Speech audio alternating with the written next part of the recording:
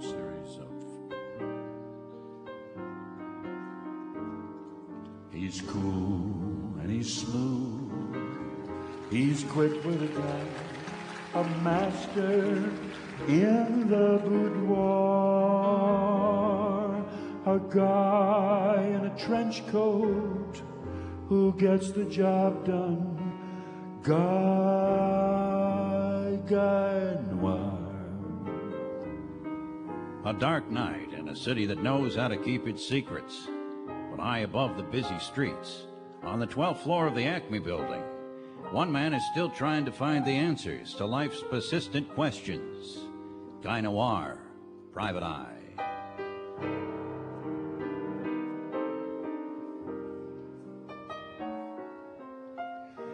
It was one of those sweltering days in June when the air smells of hot asphalt and burning hamburgers, when my air conditioner was having a nervous breakdown.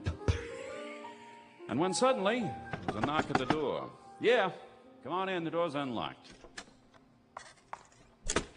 I'm Stacy Statler from Seattle, Mr. Noir, and I Yes? need your help. I'm looking for a statistician named Sandy Daniels involved in a scandal in rural Seattle involving my friend, the contralto Sally Tuttle Tate. I see. Interesting.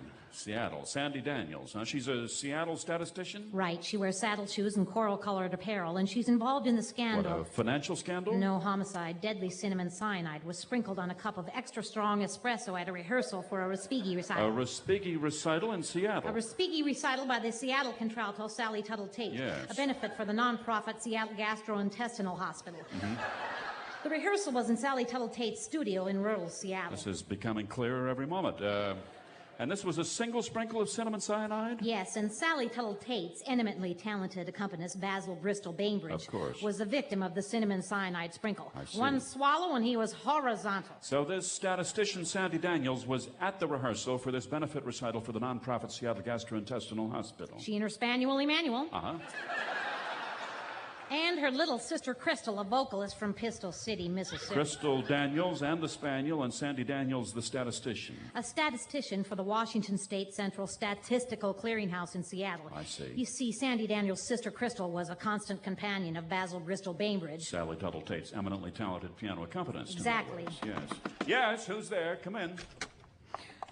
Hello? Crystal! Wrong, Stacy. I'm Crystal's twin sister, Cecilia Shelby Slivovich. From Pistol City, Mississippi? Now, how did you know? Well, Stacy told me. What else did she tell you? She told me that you and your sisters Crystal and Sandy Daniels were at contralto Sally Tuttle Tate's rural Seattle studio for a Respighi recital rehearsal, and that Miss Tate's accompanist, Basil Bristol Bainbridge, was assassinated by a cinnamon cyanide sprinkle on an extra strong espresso, right? Exactly. I see, but why? And Why? Stacy. What?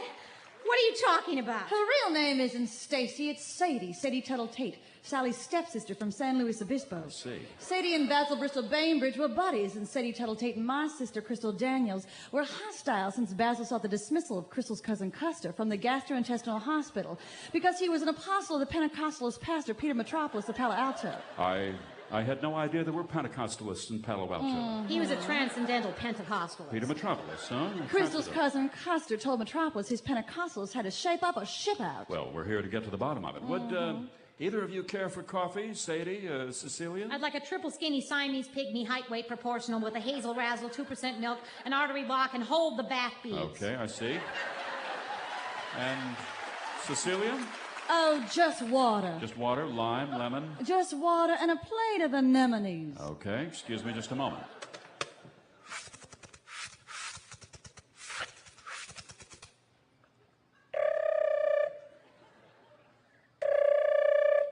Yeah.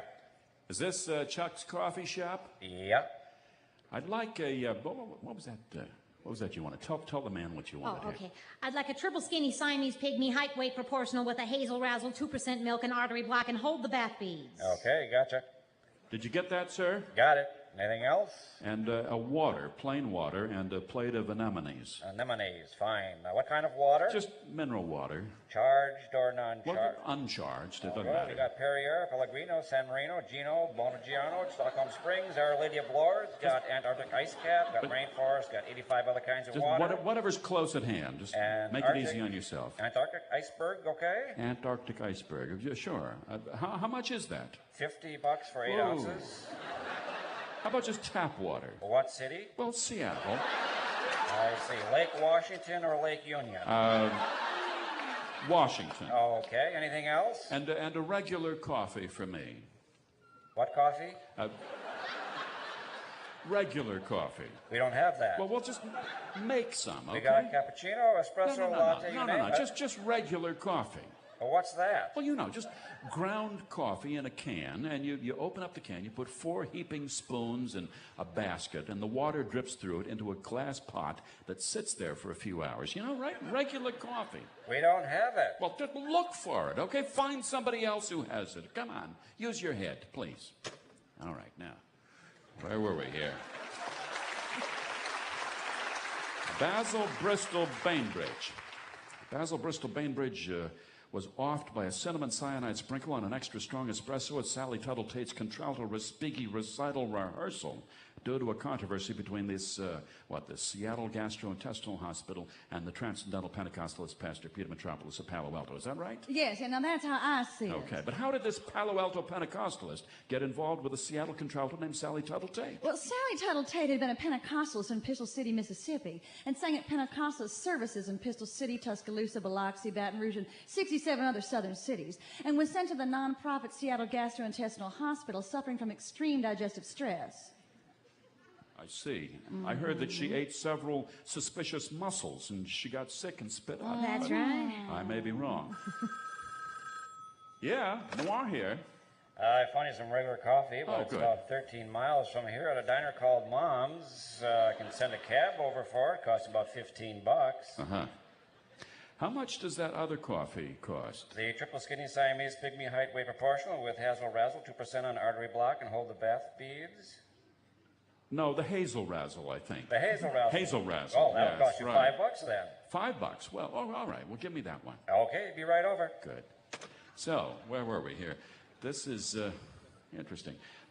Contralto Sally Tuttle Tate was rehearsing her Respighi recital to benefit the Seattle Gastrointestinal Hospital that saved her from digestive stress after the Pentecostal concert tour of Pistol City, Tuscaloosa, Biloxi, Baton Rouge, and 67 other southern cities. But what I don't understand is why the cinnamon cyanide sprinkle on Basil Bristol Bainbridge's extra strong espresso. I mean, what's the point? Somehow you'd expect a Seattle contralto to be more subtle than to poison her accompanist with a sprinkle of cinnamon. The Pentecostalist and the gastroenterologist. What a suspicious association. Suspicious association? A suspicious association on the face of it? What is suspicious about that association? That's about as suspicious an association as I've ever seen. A suspicious association? That's what I said. Suspicious association. Why, you... Cecilia, say it.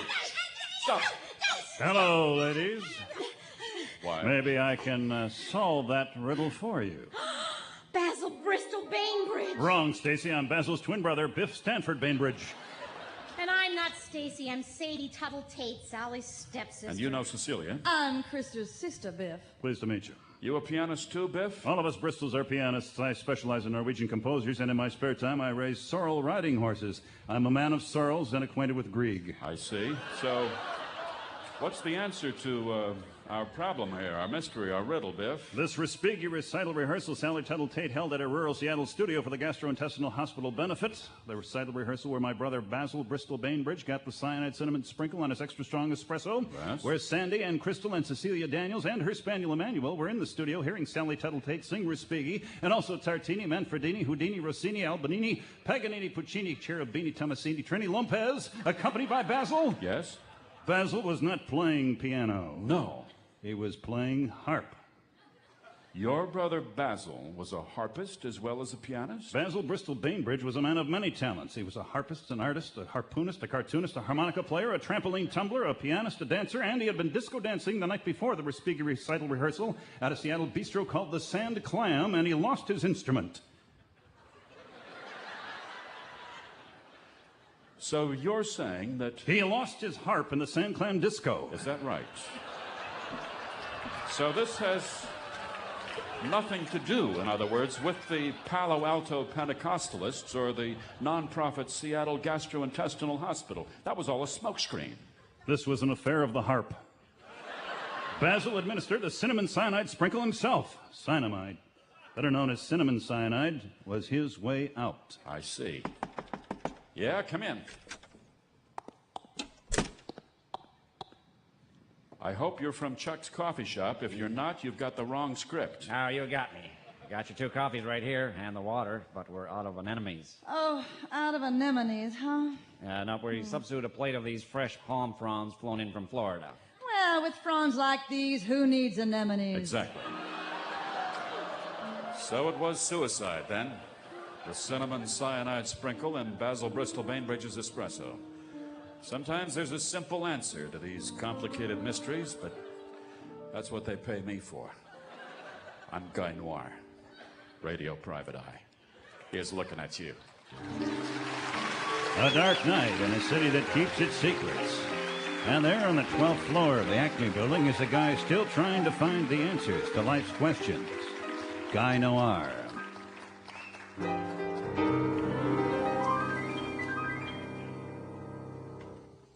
I want to bring back the Tudor choir here and tell you a little bit of a story to bring this first part of our show from Seattle to an end. This is a story that begins up in northern Minnesota, where there lived a little band of good Christian people who were known as the Pine Tree Brethren, who were led by a man named Brother Fred, who had carefully read the prophets and believed that as ye suffer on earth, so shall ye reap in heaven. And according to God's plan, he said, they should settle near a rocky swamp in which a tall pine tree grew from hard soil. And in this place, they'd learn to depend on God's beneficence. So there they were. They lived in cold homes made from rocks, and they lived on mushrooms and turtle soup, and they wore brown clothes for humility, and somehow they managed to